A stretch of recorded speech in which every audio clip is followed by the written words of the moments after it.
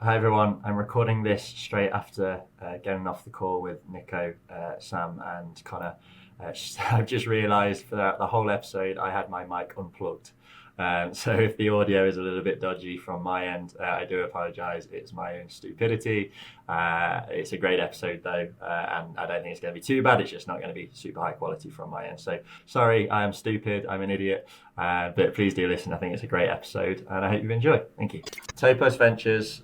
I know both those guys a little bit, but you know them a lot better. So why don't you tell us a little bit about why you wanted to bring them on, Connor? Yeah, they have an impressive background, and that is they were both some of the first hires at Getaway House, which is the fastest growing glamping business in the world as far as opening new locations, and that's due to a lot of reasons we'll dive into. But they were on that expansion team.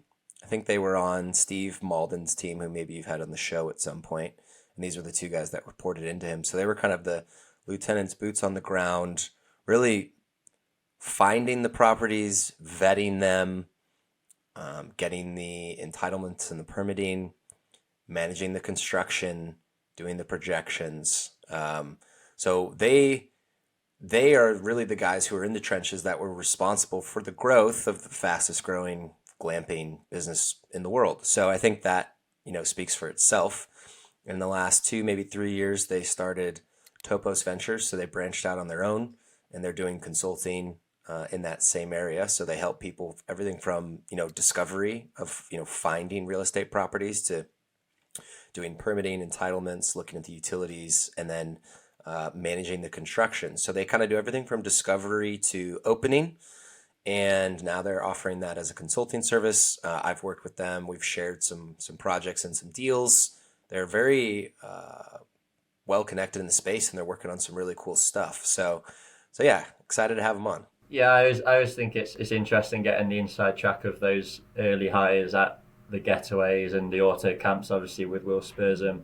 I think the Will episode recently gives you an example of just how much insight they got from just working and being in that environment as those kind of projects were taking off and as the venture money started coming in. So I think we're going to get a lot of good info from them today. And also, yeah, they've got their own experience working on their own projects as well. And, working with multiple different clients rather than just one big business at Getaway. So I'm excited. And here's Nico and Sam.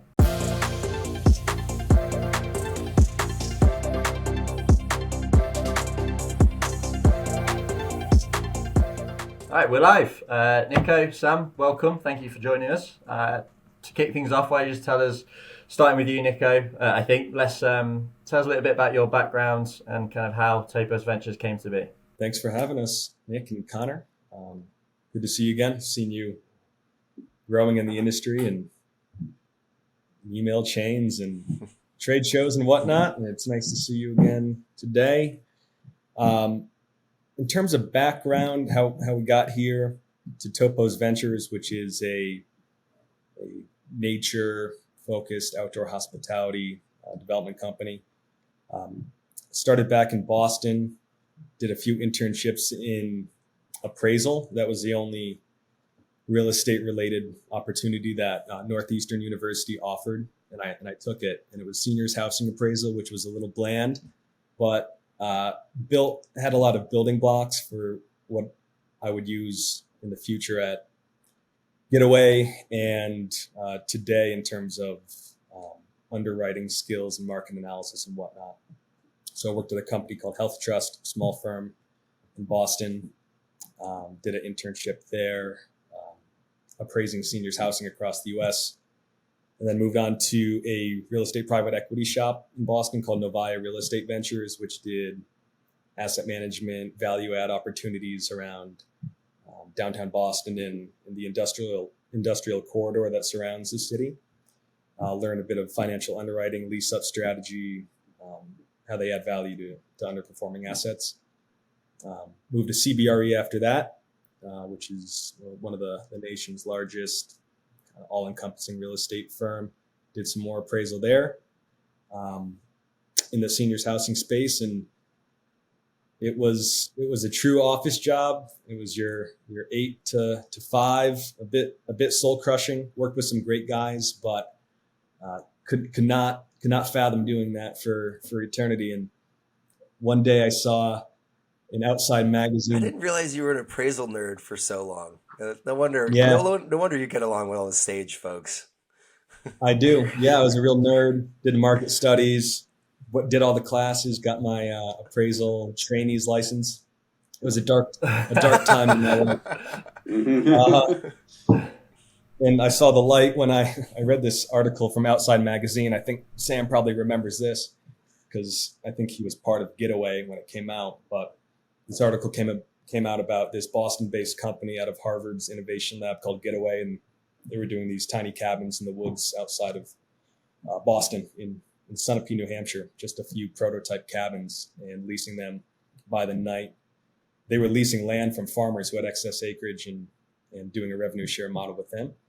And no Wi-Fi, get out of the city, do nothing. And that spoke to me pretty deeply as I was stuck in the fluorescent lit office in a tower in Boston.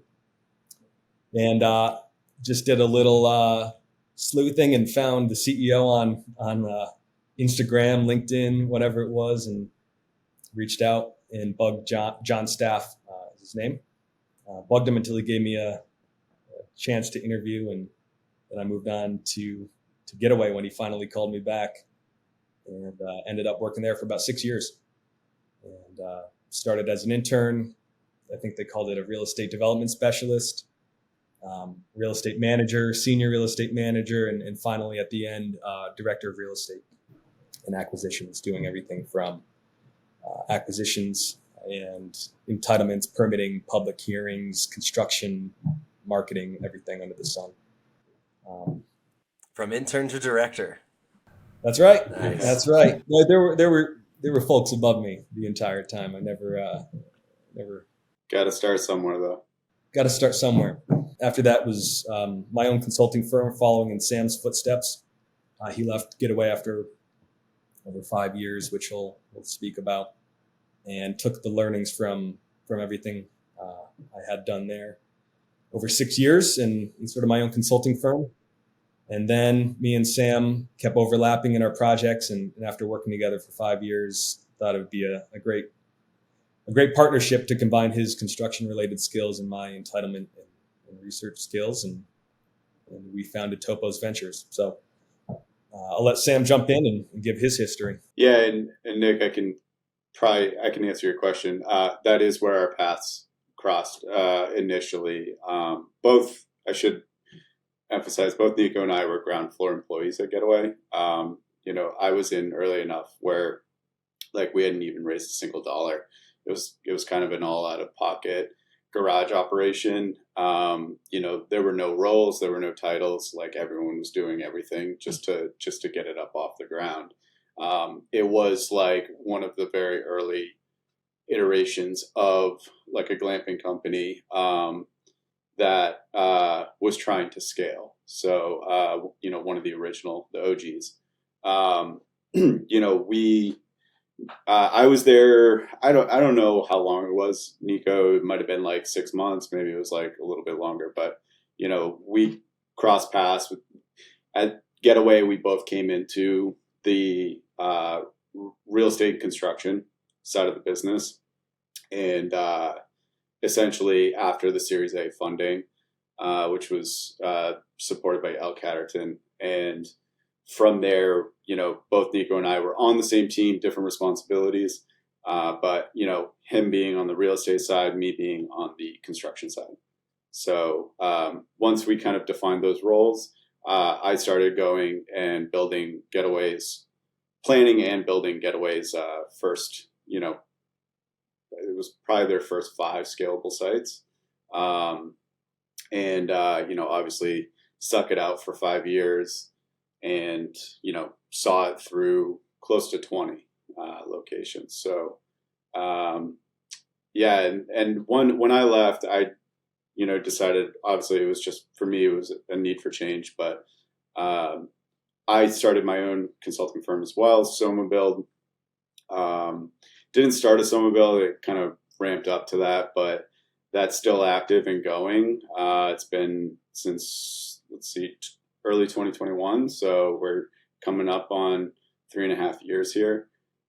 And, essentially it started off as just like some consulting gigs, and it kind of grew into a business where we were actually supporting developers in this space.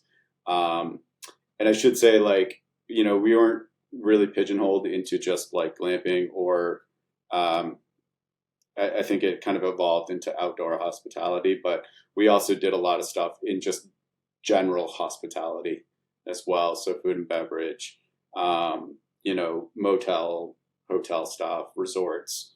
And so, Soma Build, started as a consultancy. At its peak now, it's a PM shop where we support and execute for developers and owners of hospitality concepts. And while we were, while Soma Build was on the growth and Nico had Rhinestone, we kept asking each other for help on these projects, leaning on each other, for our specific areas of expertise, him being like entitlements planning and real estate, me being some of the planning and entitlements, but also very heavily, construction management. And at some point we were just like, okay, we got to come together and do this. Also, we were super interested in developing our own projects because we just saw all this. One, we learned a lot along the way from, some of the projects that we were working on, some of the developers we were working with, and we felt ready to kind of venture off and do it on our own. So we kind of sat around, and Nico actually he drove cross country and came and stayed with me in Portland, Maine. And we like sat down for a week and just kind of hammered out like, okay, what do we want this to be? What do we want it to look like? Settled on Topos, and from there we kind of ran with it, brought on a third partner to kind of fill the gap of the financial and underwriting and legal needs. So, and Lauren, who's the third partner, not here, but super critical, to what we do. And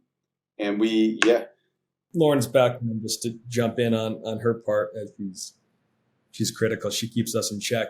I like to say I'm probably the most risk taking tolerant, team. Yeah. Risk tolerant. Sam probably in the middle. I'm in the middle. Yeah. Lauren's our team mom, and she makes sure we're staying in line. I would say that both Nico and I are easily excitable. Like, we hear a cool idea and we're just like, okay, let's go. Let's jump on this. And so it's just good to have that tripod of like, you got to balance it against each partner, really talk through the pros and cons, and kind of come to that collective decision of whether or not it's a development that's worth pursuing, it's a development that's too risky, or, maybe there's a creative way to joint venture this with somebody else, or, maybe there's a creative way to, not necessarily develop it, but push it along and hand it off to another developer, which is all kind of, it's all part of our evaluation process. There's a lot of things that cross our desk, but it's not all like immediately on the agenda for us to pursue. It could just be something that we think is a better fit for somebody else that we know and trust. We try to stay true to, there's so many, you guys know, like, there's so many categories within glamping now, and in hospitality in general, but our tagline is developing inventive hospitality anchored in nature. So while we know how to do a traditional RV park or mobile home park and go through the permitting and build those, we like to stay in that sandbox where we're excited about the deals. We like being in nature ourselves. We're outdoorsmen, I'd say, mostly living in the woods, the better part of our lives. What are your guys' favorite outdoor hobbies? Dirt biking, skiing, backpacking, trail running, fly fishing. I'm in the Pacific Northwest. most of the time. Grew up fishing. I'm obviously from Maine, and that was a pretty core activity for us growing up. Obviously, I also grew up in coastal Maine, so being near the water has always been like a big thing, big part of our lives. Fly fishing, Sam? Totally. Yeah. Angler. Are you into fishing, Connor? Yeah. I've done it. I think the adventure of getting out to some really cool places to go fly fishing. I mean, the ingredients for fly fishing is you're going to be in water, typically in like a remote, beautiful place. So, and then you have a little bit of a challenge and like you're really getting in tune with nature. So I think it's awesome. I've never caught a fish fly fishing, but I have been like 4 times. It's a true connection. Yeah, you're gonna be not just around nature, you're gonna be in it, and not to mention you're gonna feel like all the side effects. You're gonna be cold. You're gonna be hungry. Oh, you're really selling it to me here. Yeah. But there's something rewarding about when you hook that fish. So my first time fly fishing, I hooked my neck, and that was very rewarding. Yeah. One of the things I like to do when we're looking for projects to take on is, like I just said, it's places we want to play and be. So like for Rhinestone Cowboy Consulting, that's my personal company there. I do PM and owner's rep and whatnot for. And Evolution Projects, or Evo, if you guys are familiar with the ski and snowboard company EVO, they have a sister company that does kind of outdoor hospitality and real estate development. They had a project on the Yakima River, which is the Blue Ribbon River in Washington for fly fishing, and they had 200 something acres of land that they had purchased as kind of a speculative purchase during COVID, adjacent to their outdoor retail arm. They're like REI, and they're like, somehow I got in touch with them through a mutual real estate broker, and they said, can you help us turn this 200 acres into a fly fishing resort and campground and amenitize it and add glamping, and basically gave me carte blanche to come up with a programming plan and go through the permitting and whatnot. And usually one of the stipulations of my contract is that I get to live on the property because I'm a bit of a vagrant. And so they put me up in this old 1930s log cabin for about 9 months. I moved out of there recently, and usually use that as the base of operations and be intimately connected with the land, know every inch of it, amenitize it as I'm the person going to be the end user on it. And did that at Getaway, did that with these guys. And now I'm going down to California to do that again for a dive bar and motel that me and Sam are working on. Some journey from the fluorescent office, eh? Yeah, that's a nice change of office. Yeah, not bad. I'd love to see that property. How far is it from Seattle? Which one? The Evo one on the Yakima River. About an hour and 15 minutes east. Oh, he's begging. He's getting an invite now. He wants to go. Touch base on that. He'll try and sell a sage feasibility study along the way as well. They just renovated their A-frame. There's a 1955-ish A-frame cabin that they just renovated. They got a barrel sauna being delivered today to the property. 4-person barrel sauna, fire pit overlooking the Easton Ridge, and the elk and the bobcats and everything kind of hang out across the river, and it's unreal. And it's open to the public now, so you should come out and give it a look-see. It's inspiring. I'm on board. All right, I really want to hear about all the projects you guys are working on now that you can talk about. Before we get into that, would love to just hear a little bit about your guys' experience at Getaway, and then move into Topos. So I guess, at Getaway, how many locations did they have open when you guys started versus when you guys left? When I started, they had there's kind of 2 answers to that. When I started, they had 0 scaled locations. They had 3 cabins though, that were just, again, like located kind of in random parts of central New Hampshire. And they were like Nico said earlier, they were just like essentially leasing land from private landowners up there. It wasn't until maybe I was like 7 or 8 months in that they actually moved to their first property that they was dedicated to Getaway. So I actually started at Getaway before they had any locations. They just had 3 cabins. When I left, I left in 21. So I think they were at or just approaching 20 locations nationally. Wow.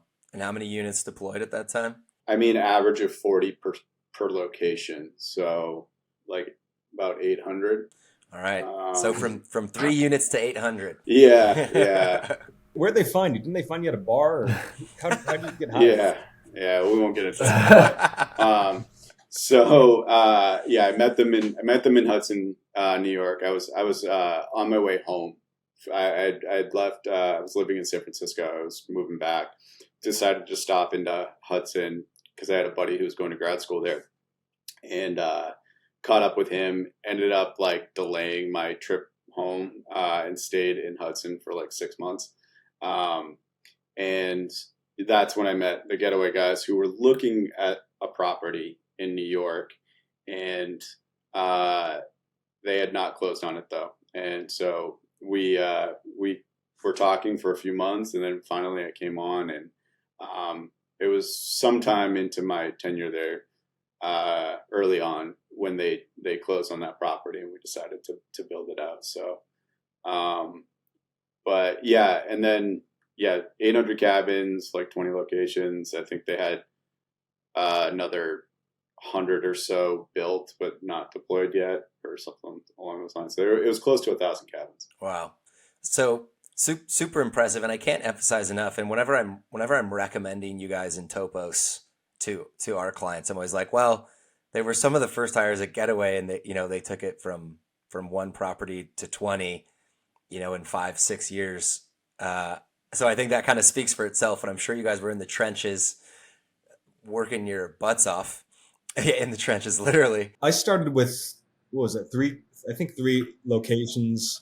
There were 2 open. It was Catskills, which is the site Sam's been alluding to in New York. It was Getaway Catskills number 1. It had 18 units, which was kind of their first trial outpost at scale, because their other outposts only had 1 cabin or so. So I started there, and then, I started when they had built Epsom, New Hampshire, which was north of Boston, where Sam was actually the general manager of that property. So he does have some operational experience. And then I stayed for 6 years, and from the 2 outposts, it grew. I think I left when we had 29 open. So on the real estate team, I think I had my hand in all 29 projects throughout my tenure there over about 6 years. And we had a bunch more, obviously, than the 29, because you drop deals if you're months into diligence and something goes awry and you drop a deal. Well, I'd love to dive a little bit deeper into kind of each of your kind of roles in that growth. Basically, like what was a day in the life in each of your responsibilities? And maybe we could start with Nico, just because chronologically that makes sense, from discovery and permitting entitlements, and then over to Sam and more heavy in the construction. Like what was a day in the life? What were you looking for? How were you finding properties? How did that change? And then we can talk about the construction. Yeah, there was strategy shifts over the 6 years. So I'll hit on the high level strategies. At the beginning, it was a focus on acquiring operational. It was a focus on acquiring campgrounds in properties that were permitted for a getaway type use, which is something that a lot of your clients and viewers probably run into, which is finding the right asset to pursue that doesn't cost a ton of money and can get open relatively quickly. So at Getaway's infancy, when we had no money, we had to find the soft costs that you incurred to get permits for a campground are very high. Oftentimes, all the studies, surveys, reports, consultants, engineers that you need to hire. So finding a property that's entitled for what you want to do causes you not to have to spend a lot of money. However, if you're acquiring an asset that's cash flowing, then you apply a cap rate to their net income, and you're paying a ton of money for a property that's operating differently than Getaway. Getaway, for your viewers who don't know, typically has 30 to 60 tiny cabin RVs per property, spread across 30 to 500 acres, was kind of our range, typically around 100 acres. And on 100 acres, on a traditional RV park, you could have hundreds of campsites, and that they pack them in like sardines, and they're not very sexy. And that's how a lot of people make a lot of money on those. But Getaway wanted to space things out. So you can't easily fit a Getaway onto a traditional campground, and the numbers don't match. So we tried to find assets that were either underperforming or closed campgrounds or something adjacent to campgrounds that were like a organized camp or a dude ranch or something in that realm that wasn't really cash flowing, so we could get good deals. So the first couple of years we're focusing on those very unique assets or properties that were raw land but had no zoning. Were they typically off market or on market? We started with a lot of on market opportunities in 2017, 2018, into 2019. There was a good supply back then, and they weren't moving super fast, and there were deals to be had. Once you got into COVID, it was really tough to get those deals. So we would my day-to-day was searching high and low, on and off market, across the web, phone calls, emails, trade shows, whatever, for those types of assets that a Getaway could build on. And then over the years, my role changed to focus more on the entitlement side. So running the entire process from sourcing the lead, or my team. I had a team of 4 at one point working with me to find those leads and vet them and do the preliminary diligence, and then take them through entitlements, which means hiring or interviewing and then hiring civil engineers, land use attorneys for tough projects, architects, archaeologists, biologists, structural engineers sometimes, air pollution specialists, light pollution mitigators, California mostly. Interviewing them, leveling the bids, hiring them, and then managing those teams budget-wise and timeline-wise through the life of those projects, which all happens during the due diligence phase, which can take between 60 days and over a year if you're in a place like New York or California. Also involved negotiating LOIs, letters of intent or term sheets, negotiating purchase and sale agreements, and then keeping that correspondence going with the owners and sellers of those properties throughout the life of the contract period. And then eventually it hands off to Sam's team and the construction teams. And if you want more nuance on any part of what I just rambled off, I'm happy to provide that. What was the criteria if you were looking for maybe a top 2 or 3 green flags or things you were looking for to purchase? And then was there any red flags where it was like, okay, well, we're definitely not going to do this now? If any red flags that came up on a property search? Yeah, for a Getaway property and a lot of clients that we see now, the criteria is relatively similar. So high acreage count to keep nature at the focus, so you don't have to cut down a bunch of trees. So like 40 plus acres within 2 hours drive time of a major metro area.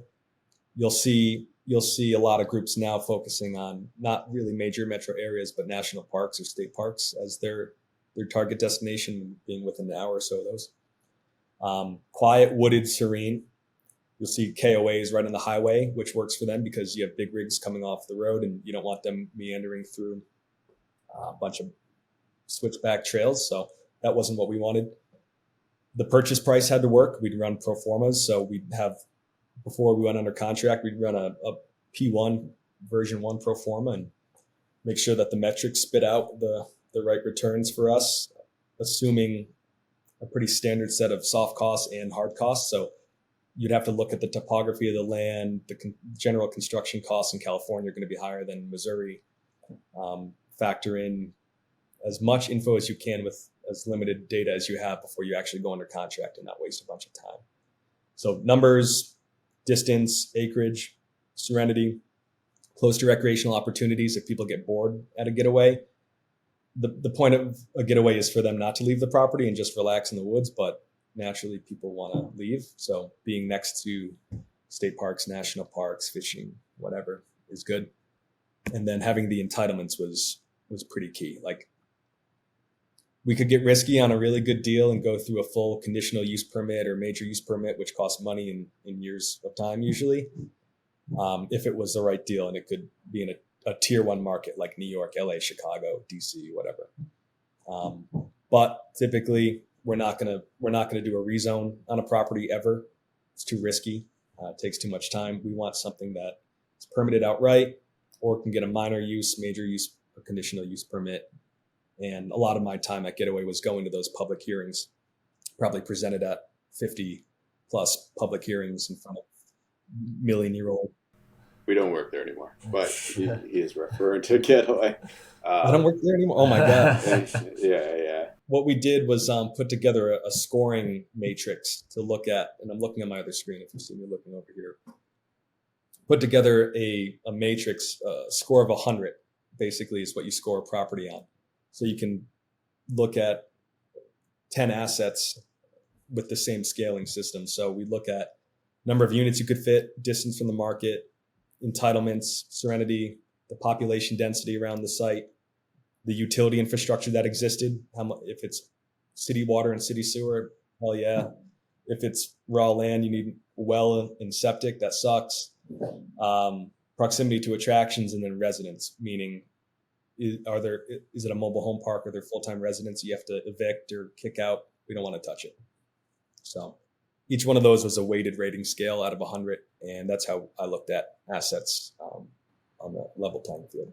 On the question of finding properties, and actually this is a question suggested by a listener, so shout out Ryan McMahon, who also invested 5 figures in Posh Outdoors. Not that I like to talk about Posh. Hey. So I said I'd ask this for him as well. He's actually doing his own project alongside that, and he's been looking on Zillow and LoopNet and all those kind of listing sites for properties, and he feels like there's something. He feels like he's missing something. There's more to finding a property than just scouring those websites. So, do you have any advice on finding deals on land that look nice and would be suitable for these kind of projects? Yeah, Zillow's tough. You'll find like a needle in a haystack once in a while if you do a correct keyword search, like commercial or entitled or campground resort. That's not the best way, really. There's a lot of good websites like Park Brokerage, Campground Connection, RV Park Store, Biz Buy Sell. Woodall's Campground Magazine has every issue they put out in the last 2 or 3 pages of their publications, which are free and digital online. They have like classified ads, and they list different brokerages that sell campgrounds, and they also list individual assets that are for sale. There's a Facebook group that's pretty awesome. I can text it to you guys later and you can share it if you want. I would also say, Nick, maybe to answer your question, I think like some of it depends on sort of like what kind of success you're looking for, if it's like quick or long term. And, if you're looking for that lightning in the bottle, like, instant flash success, I think you're gonna find more opportunity off market than you will on these listing websites. Everyone's looking at the same stuff, and by the time you find it, someone's probably already made an offer that's been accepted. I would say that the wins, are typically off market and with, some layers of creativity. Whether it's, cold calling. I mean, I can't tell you how many times Nico and I have actually gone to a generic market, like an area, and have just looked around just kind of scouring to see like, okay, what makes sense visibly, topographically, geographically. And then from there, we'll go back to the hotel and, we'll jump on and just start looking up APNs and then seeing who owns it. From there, we'll like research, the LLCs, and then we'll kind of, we'll deduce like, okay, are these people, are they developers? Are they private landowners? Are they, just kind of finding the opportunities and areas through like, I would say more diligent research, which does take some time and effort, but it also leads you to some cool stuff that, somebody may have been teetering on the edge as to whether or not they were going to list it. Or, somebody maybe didn't know they wanted to list it until they talked to you. And, it actually, I think, yields some better results with better properties. I don't want to give away all my secrets, but I do have a good success story from Getaway, for exactly what Sam just said. So Seattle, Connor, your new home, is a notoriously difficult market to find any campground assets or do any glamping or anything really in the Pacific Northwest. It's quite difficult. From an environmental standpoint and regulatory standpoint, it's hard to get new things built, and no one's selling old assets because they make so much money. So when I was tasked at Getaway to find a Seattle area outpost, looked at all the traditional sites like Nick, I just told you about, like Zillow, whatever. None of them really panned out. They were millions and millions of dollars. They would never pencil, or if, they didn't meet the criteria for that I just went through. So what I did was pull up every campground or similar resort, whatever, 30 plus acres within an hour and a half driving radius, plotted them all, used Google Earth, county GIS, Geographical Information System maps, 2 screens, cross-referencing them, another screen with a zoning ordinance and map pulled up, looking at what's allowed in each zone, and then narrowed down the list from 50 possible assets just by a desktop aerial acreage count, whatever, narrowed it down to 15, got in my car, drove to all 15 sites over the course of 3 days, did like five sites a day in all different parts of Washington, narrowed it down to 5, and then like knocked on those doors and went back and said, hi, I lied a few times because you want to get in the property and take a look around before you're like, hey, I want to buy your campground, because you don't want to prematurely get into that conversation. So once you look around, then you're like, okay, this could work. And the Seattle one that I found for Getaway was a nudist resort. I didn't know that when I pulled up to the gate. There were some signs in retrospect. But, oh yeah. Well, yeah. Immediately, the guy who opened the gate was naked. With a big handlebar mustache. And I was in this creepy old Volkswagen van again, and this blue Volkswagen bus from the 80s. I pull into this spot, and I'm like, this is an oasis. Like, I know this is going to work, but I don't want to give away anything until I take a lap around, because it was a gated property.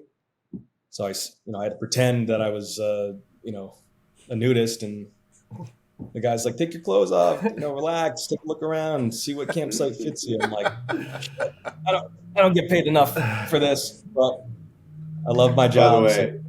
By the way, let there be a lesson. If you're out there looking and campground, assets are high on your list as far as, your search criteria, you're going to run into some nudist resorts. It's inevitable.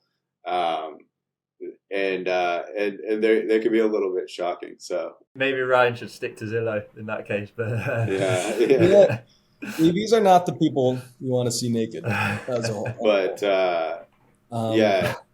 I think real quick, maybe just to kind of wrap this up. I wasn't done saying. I know. But there's going to be some I just think really serious wins on the research. And I think there's one probably really important maybe bit of advice for developers who are looking in multiple markets, multiple locations, and that is to database your research. Like, having that information on hand, not necessarily to go back to as a, like, oh, what about this opportunity? But as a reference point or a comp, having that track record that you can always resort to as a guiding light, for your future searches is very important. I love it. Super impressive. Sam wants to get me off this point, but to wrap up my thought on that one matter of off market, long story short, knocked on the guy's door and said, I said I was looking for a site. That wasn't totally true. I wanted to assess your property. It's incredible. It looks like you put a lot of hard work into it, and be honest with them and appreciate the asset they built and managed for decades, and not just throw money at their face. And I said, if you ever consider selling this asset, here's my card. And a week later, I got a phone call from the guy, and he's like, we talked about it. We think it's the right time to sell. We just had an appraisal done.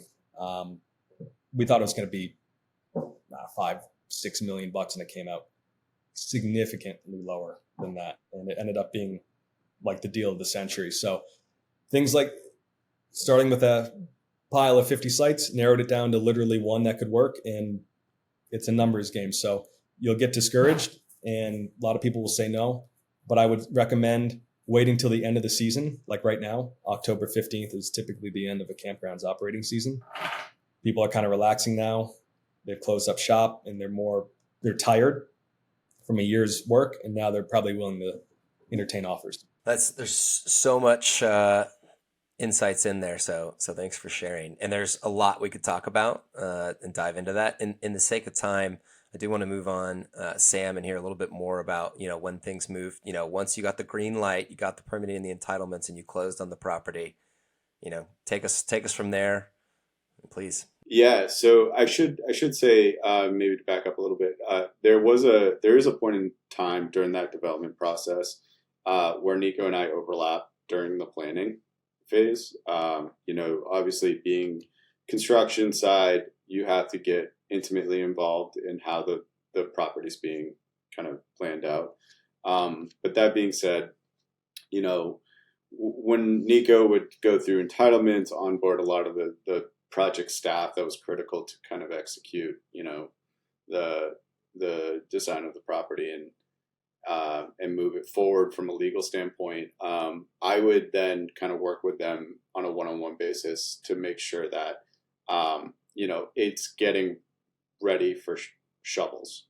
And so there's like that entitlements then graduates into the pre-construction phase where you're finishing out design, and then you're essentially getting shovel ready and ready to start building, and pulling permits. And so, there's a lot of prep work that goes into that, including, making sure that you have the right general contractors, subcontractors. If there's any additional consultants that need to come aboard that, weren't critical, in the early entitlement phases, but might be critical, oftentimes like landscape architects or, things of that nature, can come later down the road. And, by the time you get ready to pull permits and you have construction documentation ready to go, and your GC is all signed up, we would negotiate that contract, make sure that it was, right budget, right terms, right, just the right relationship between you and whoever was building it. Then we'd literally have that ceremonial kind of groundbreaking and get going. Getaway is an interesting one because I think it's large acreage development. It's very spread out. And so, the majority of construction on these properties was site work. It was excavation. A lot of utilities, a lot of trenching, a lot of moving earth. Obviously, the cabins were built offsite and then shipped in. And then we would often do just a lot of renovation of existing structures to accommodate back of house or staff living. So, There was the occasional few times where we had to tear a building down and build something new because it just wasn't suitable enough, but pretty rare in the Getaway days because of Nico's team, vetting it so carefully and making sure that whatever we did take on didn't need to be more of a project than it should have been. So one point of contention, Sam, I think is important for like me on our two sides is like, you want the best guest experience if you're going to be doing a glamping resort and charging high ADRs for these units, which means oftentimes spreading the units apart further. And then I'd argue with Sam's team or the construction guys or the finance folks, like every inch further you go counts in terms of utility runs, construction costs. So you have to do this mathematical equation that you can't really put numbers to, where if you're 10 feet apart further on these cabins, do you get a higher ADR? Does that justify the extra construction costs? So I'd send Sam a site plan. He goes, what the hell is this? These are 100 feet apart. They could be 40 feet apart and we'll make the same amount of money. So it's this give and take. Numbers. It's an argument as old as time. Yeah. Yeah. Hi, friends. This is your host, Connor Schwab at Sage Outdoor Advisory. If you're launching an outdoor hospitality project like glamping, we can help. We offer feasibility studies and appraisals. What that means is we look at your specific market and proposed business offering and complete an in-depth analysis and financial projections to make sure that your planned business will be profitable. Getting a second opinion on your proposal and forecasted financials is critical to understand before you spend years of your time and hundreds of thousands of dollars. This is particularly important if you are looking to raise money for your project from a bank or private investors. They are going to want to see this type of in-depth analysis from an independent third-party specialist in the industry. We have completed over 250 feasibility studies and appraisals in outdoor hospitality in the US in the last 4 years. So we understand what it takes to bring a project from concept to reality. If this sounds like it could be helpful to you, you can go to our website, sageoutdooradvisory.com, and you can schedule a complimentary consultation with our team. Thanks. Now back to the show. Yeah, and my last question on the Getaway stuff, because we do want to get on to what you've been doing at Topos, is you were there for a good number of years and worked on, as you said, 800 odd units. Presumably you worked with a lot of good people as well, and you would have picked up a ton of lessons from that time. Each of you, is there one particular kind of lesson that you would take away from that experience at Getaway that you've kind of applied to your ventures since, starting with you, Samuel? Yeah. Startups are fast and tough. That's one big lesson. It's really rewarding though, because obviously, you start, you put that much effort and energy into something, and then you start getting surrounded by a good team, and it's all anchored by this really great mission, and you really do start to reap the rewards. I would say that this is definitely even if things are moving fast, it's a game of patience. You don't want to necessarily just rush into a decision. Because there's a looming deadline. You do want to evaluate or assess, what is the path of least resistance versus what is the best outcome. And so, that's something that Nico and I really kind of honed our tool set, over the course of our years at Getaway, which was how to make fast but efficient decisions. That stuck true to the true vision of the brand, but also, allowed us to hit those monetary goals. I think just to jump in, I think, as you say, you can't rush a decision, but you can't take forever and ever over it. You can't. Having spoken to a ton of people that have been teetering on the edge of doing a glamping project for years, and you see the same people at the glamping show every year, and they're in the same position every year. And I do think sometimes you do just have to say, right, we're going to do this, and we're going to do it that way, and we're just going to commit to it. I think that's the difference between people who get into business and those who don't. And I would just piggyback on that, Nick, and say that in order to get to that point, I think you're going to make a few wrong decisions along the way. It inevitably happens. Nico and I were not perfect at our Getaway days, but it certainly made us smarter in sort of how we approach. For me, I'd say three main takeaways. One, culture. The team was awesome. It made, like, even as the company scaled to hundreds of employees, the HR team and the culture of the company was so awesome. Love my team. Just talk to them every day still from back then. And just finding really gritty, tough minded and hardworking people. That's why I work with Sam still and Lauren from Getaway. And we're all still in the same space, and working with those guys for years didn't really feel like work. So fostering a good culture, not cutting corners if you can help it. Over time, it will come back to bite you. And you're being thrifty in the beginning, trying to cut corners on like permits and doing whatever you need to do to get things open. Usually you'll have to pay for it later in repairs and headaches. And then third, marketing was critical to the success of that company. That's why they could build a property in the middle of Mississippi.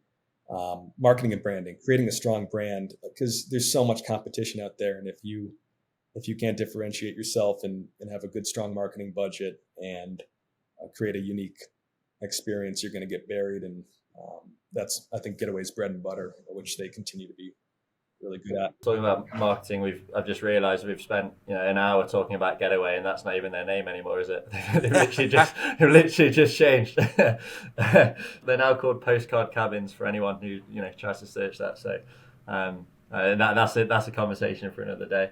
Yep. Connor, have you got any more questions on Getaway?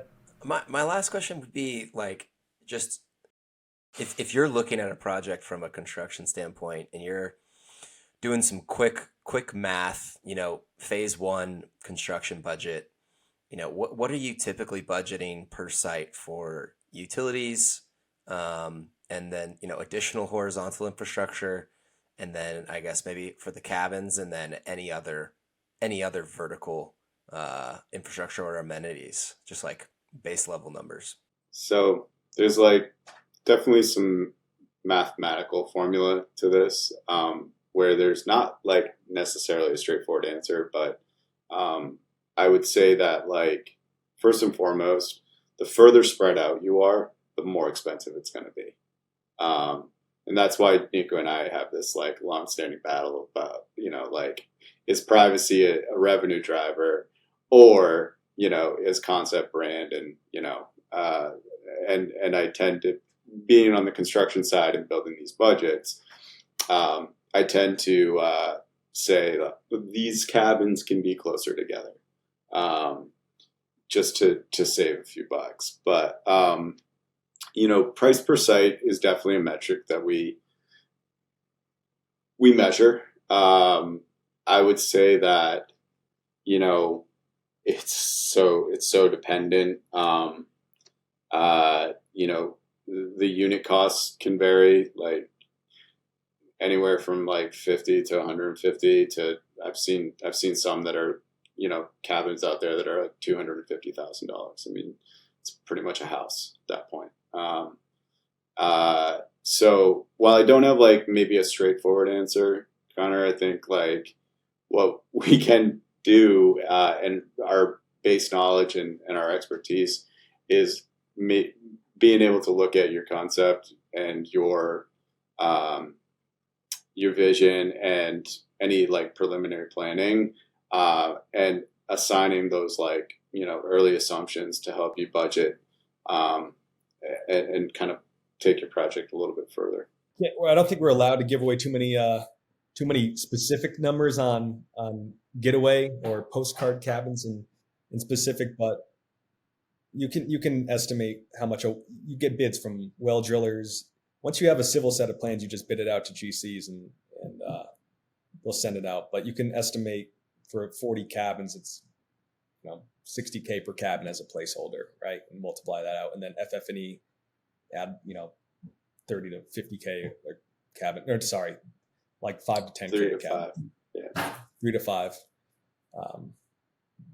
And then for soft costs, typically, I don't know, between 150 and 500K. If California, 500K. If you're in no zoning, 100K, 120. There's a good rule of thumb that soft costs should be 20% of your budget. 80% should be hard costs.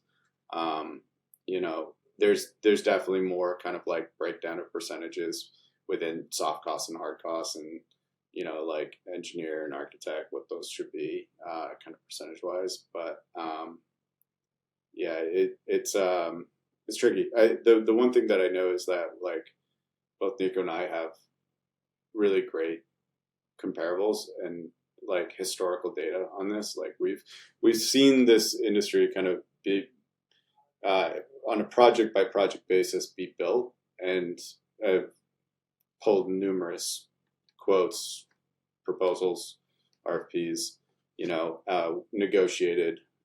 So do understand without having to go to the like, you know, the material takeoff, you know, generic websites. We do understand how to kind of price these and whether or not you're good or you're bad. Most of your time at Getaway, a lot of it was pre-COVID, and obviously COVID was a seismic event, obviously for the world, but for glamping as well. You know, I think it really took off during and after COVID, and it's continued, you know, pretty good trajectory since then. How have you seen the industry evolve and projects evolve from when you first started at Getaway to, you know, the work you're doing today at Topos? Yeah, I would say that Getaway definitely cornered the like escape daily stress and use nature as a motive of respite and kind of relaxation.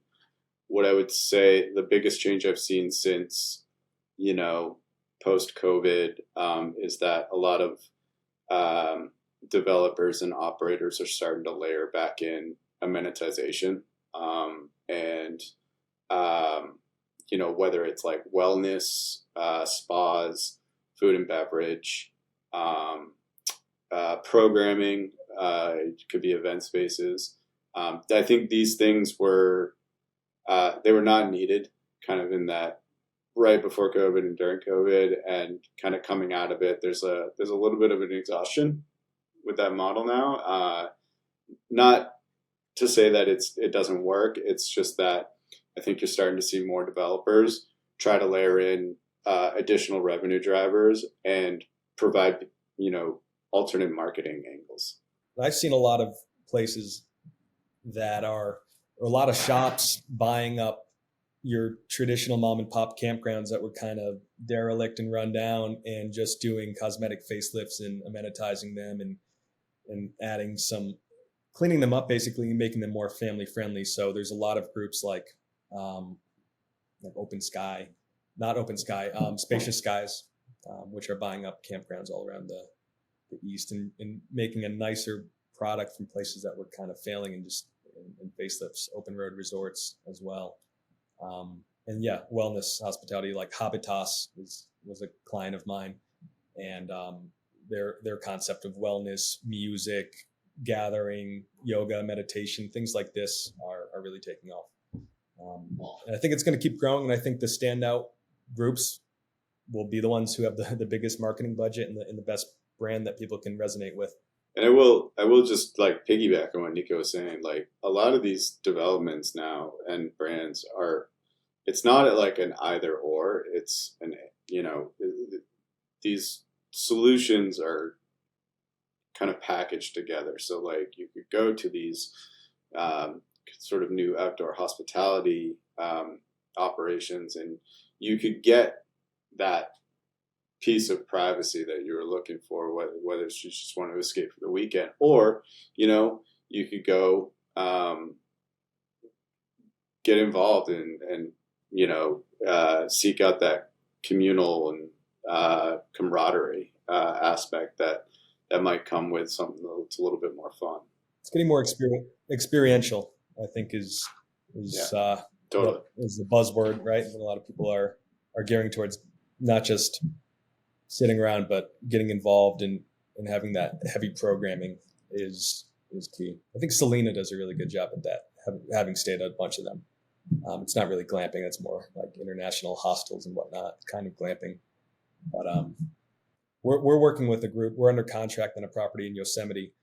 Sam, Lauren, and I at Topos has it under contract, and it's one of our JV deals that we found an operator to partner with, who we believe in their mission, which is called Offsite, and they have a program cabin in the Catskills and want to expand, and that's a group where it's an amenitized campground with their own custom built cabins, but it's for remote workers. So playing into that remote work game as the industry is leaning towards that. You'll see Getaway starting to offer group packages for such events, adding Wi-Fi as an amenity that you can pay for.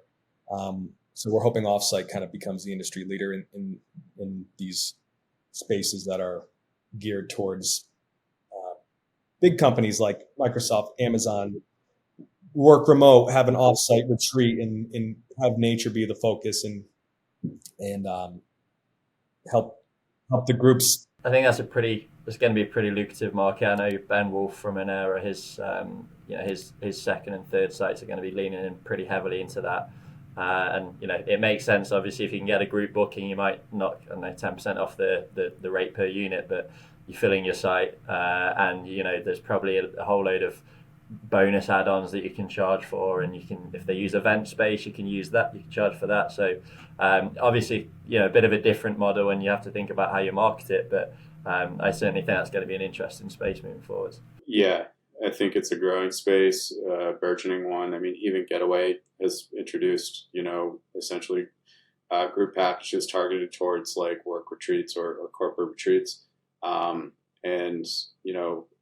like you said, yeah, you might offer that that booking discount for group rate, but you could probably make up for it in other revenue drivers that are programmed on site. You guys must have worked on some pretty cool projects. We want to know about the coolest ones. I think Sam and I would agree that the one we're working on in Yosemite it's pretty cool. I mean, it's a pain in the ass. It's probably the most difficult project we've both ever worked on, but that it's been pretty rewarding so far. It was an asset riddled with issues, a web of horridness, lawsuits against it, squatters, incorrect zoning. We're going through a rezone, a conditional use permit, and a general plan amendment, which is like the trifecta of what you don't want to do. But that's, I think, our specialty at Topos Ventures is untangling these web of these projects that no one else wants to touch. We can get at a significant discount or get really long due diligence periods to figure that out because no one else wants to touch them. And we've had all this experience in figuring these out and combining all of our years of these strange projects in this strange space. And I think that's kind of where we're specializing now in these outdoor hospitality projects that are in beautiful places that need to be untangled. So this is a 4-acre site that we're going to do 27 RV spots, a spa, co-working type thing in the foothills of Yosemite for a very reasonable price compared to what it was listed for. This one is cool, and we consider this one of our coolest projects for a few reasons. One is location. Obviously, our proximity to the entrance of Yosemite National Park. It's hard to get closer. Two, the foothills are just as beautiful, and it's pretty remote. But it's such an easy, I would say, an easy commute from a lot of the metro areas like Sacramento, San Francisco, Bay Area, and most importantly is who we're partnered with, which is Offsite, and you can find them at offsite.camp, CAMP. But essentially, trying to kind of turn the model, just twist the model a little bit, right? Like targeting obviously work retreat stuff, but really staying true to like hospitality anchored in nature, just being able to work there as well, and develop your own work-life balance, whether it's you need to go finish a couple chapters of your book, or you need to your team needs to go out and do some brainstorming, whiteboard sessions. So we feel like, it's these projects in these areas that kind of stimulate that creativity, allow people to really relax, but also be productive, and just enjoy themselves and have a good time. And sorry, Nico, did you say squatters? Squatters, yes, I did. Yeah, it was bad. Yeah, that was. You got to get creative. Yeah, I don't want to open a can of worms, but yeah, we had to go through a process hand in hand with the county to get squatters off of a site that was dangerous. There's drug use and excrement and graffiti and whatever, and it's just all part of the fun, man. There's always something that surprises you in this business, eh? I mean, we get our hands dirty still. Like I went down there for 3-4 days and got a dumpster and just cleaned it up just so we could get good marketing photos for whoever wants to invest in it. It's also like a great bit of advice for aspiring developers and people who are trying to get like their first project or their second project off the ground, which is like, get your hands dirty. You're not going to be able to budget and pay for everything with other people's money. You're going to have to go do a lot of this yourself. So yeah, if it's your first deal, it's going to be tough to raise. And so you better be out there. That's Big North from Open Skies told us he did that on the under canvas team. The under canvas team, they were literally in the trenches, as we said.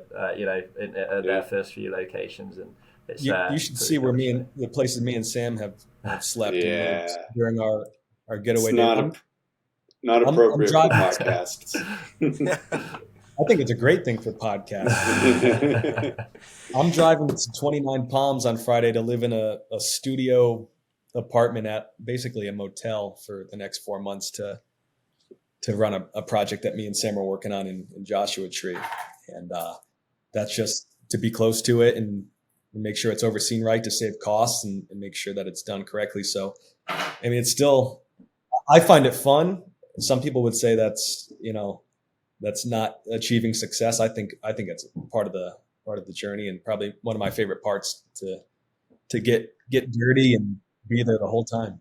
I should shout out one other project, Nick, that and I brought Nico in and he worked on this in some capacity as well, but Reset Hotel, which is in 29 Palms, California, hence kind of our experience in that area and why we're actually choosing to do more development out there. That's just Joshua outside Tree of National Joshua Tree. Just outside of Joshua Tree. It's the last town kind of before you hit Mojave Desert and just like nothingness. But Reset Hotel being the modular construction hotel right on the edge of the park, kind of took inspiration from Steel Frame Modular, which a lot of people associate with shipping containers, but they're actually not shipping containers. They're just modeled after them. It's, a very, I would say it'll be one of the first like 3-4 star accommodations out in that area. Both the developers, Adam and Ben, have done a fantastic job. I worked on that project with them for, close to 2 years and helped them get it entitled and permitted. So, how many keys was that? 65 keys, with the potential for more. Largest pool out there in ground concrete pool. They'll have a whole food and beverage program, but it's you can actually see some of the images on stayreset.com. Stay Reset? And their Stay Reset We'll put it in and the their description. Instagram. So it's beautiful. It's a cool team. They've done a great job. And I think most importantly, it just introduced me and Nico to the kind of the burgeoning, albeit like difficult to develop area of Joshua Tree. And, just being patient, but finding great opportunities out there because you're in a tier 1 market, only 2.5-3 hours from LA. And a lot of people are really attracted to that area. So on that Joshua Tree point, I don't know if any of your listeners are interested in any investments in California, but we're actively under contract on 20 acres that's approved, has a conditional use permit for 10 luxury campsites. So kind of think of like open sky, if you've seen that glamping concept, which I think has done it the best for the safari style tents. And they have a beautiful food and beverage program, Big Knoll Open Sky, Wes McCloskey. Yeah, we've had Big Knoll on several times. He's he's the friend best. Of the pod. Those guys they're great. So think those style tents maybe pared down and less amenitized, but we're actively looking for partners, either operators or JV or investment partners for these 10 luxury campsites that are approved in Yucca Valley, 10 minutes from the entrance of Joshua Tree National Park. So I can share some of that info with you guys if anyone's interested. Maybe Posh is interested, but it's in that realm where we're starting to specialize in California, which is probably the most difficult regulatory environment in the country. And we've kind of got our finger on the pulse of how to get things approved there relatively quickly and without too much issue. We'll talk about it more at Beers on Friday, Nico. I'm curious. Oh, that sounds nice. That sounds real nice. Sandy Vance wants a piece. We would be remiss not to thank FaceTime me and I'll toast you guys. Yeah. We'd be remiss not to thank Connor for probably one of our bigger clients. Connor introduced us to REI, which is a group we consult for, and they offer an experiential division of their business. So we help them with some of their camping needs, and want to thank Connor and Sage for opening that door for us and getting. That's one of the clients that got Topos started, and it's been a great relationship. Though, thank you for that, Connor. You guys did the heavy lifting as far as building a great reputations for yourself, as evidenced by this podcast and all the great work you did at Getaway and now at Topos. So just to kind of summarize for the listeners what you guys offer at Topos. Finding real estate, going through the permitting, zoning, and entitlement, as well as construction management. Those are the core areas, correct? Am I missing anything? For third-party consulting, that covers kind of that spectrum. I mean, we can do a little bit of coaching, but that maybe falls under the advisory. Yeah, so you have an idea for your property and you have the grand vision for it, but you don't want to run the nuts and bolts, entitlements and construction project management. You would hire us either for a fee or a retainer or something of that nature, or equity in the company if we're feeling a bit risky but bullish on your idea. We're open to a bunch of different models. If we believe in the concept, we maybe want to stay in long term, or if you're already established and don't need a partner, we can just be your development consultant and take you through the stages and get you to entitlements and opening. Love it. Nick, was there any other big questions you want to ask before we kind of wrap up? No big questions. Just what's the best email for anyone to get in touch if they want to speak about Topos or that project that you just mentioned, Nico? Yeah, info@topos.ventures. Okay, and we'll put that in the description as well, but it's TOPOS. Yep. Yeah. info@topos.ventures. And our website is topos.ventures. There's no .com. And there's a contact page on there if you have a project or an idea or an investment opportunity that we could look at. It's on there, and it lists our development services in a bit more detail. It kind of blows my mind every time I chat with you guys and learn about more crazy projects that you're working on. Like you're a little bit under the radar, but you're involved and are aware of like everything. We feel the same way. It feels like we're like, we're not necessarily a household name. I'm cool with that too. Like, maybe it changes after this podcast airs, but hey, we haven't got that big of an audience. So I'm sorry. But we, essentially, I feel like we built such a strong network of people that we're always like either, 1 degree away from like someone, and we've met a lot of really cool people who have introduced us to really cool stuff. So yeah, after we're on, Rogan's having us on next week, so that's probably going to blow us. What a step down that is. Yeah. Yeah. Joey. Joey. What? Any other like asks of the audience from you guys before we wrap it up?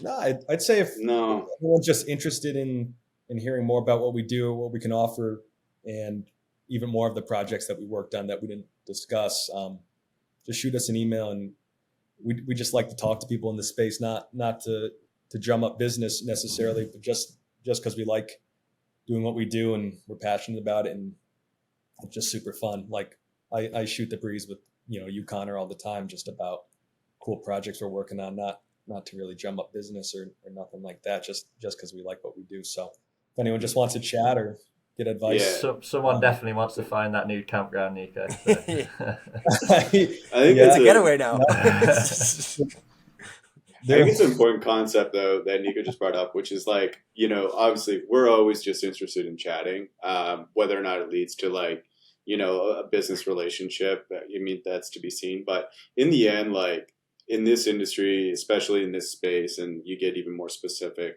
kind of in outdoor hospitality, leads to like a lot of cool friendships. And so we're always about that, building those relationships. And like we were kind of alluding to, I guess, throughout the course of this show,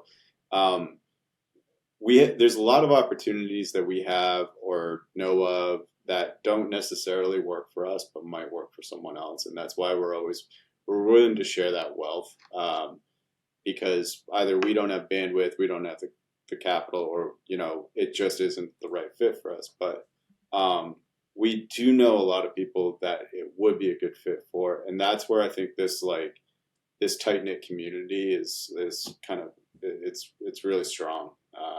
Maybe that's an ask of the audience, Connor and Nick. If someone has a concept and they have a certain set of criteria, if they can shoot us a message and say, hey, I'm looking outside of, Nashville for 30 plus acres in a resort or dude ranch or something in Montana, whatever. Shoot it our way and we'll let you know if we know of something. Thank you. Thanks so much for being on the show. There was so much in there. I'm definitely going to go back and look through this and be giving you both a call. And Nico, we're going to catch up on your 2-3 week motorcycle trip through India that you just completed when we get beers this week. So I'm excited to hear. I look forward to it, buddy. And when I look forward to it. I'll see you on Friday, Connor. Yes. And Connor, when Nico tells you his tattoo story, please pass it on to me. Yeah. I'll get a photo of it that we can release on the thumbnail. I'm wearing a button down. All right. Thank you, Sam and Nico. Thanks, guys. Thanks, guys. Appreciate you. Have a good one. Take care.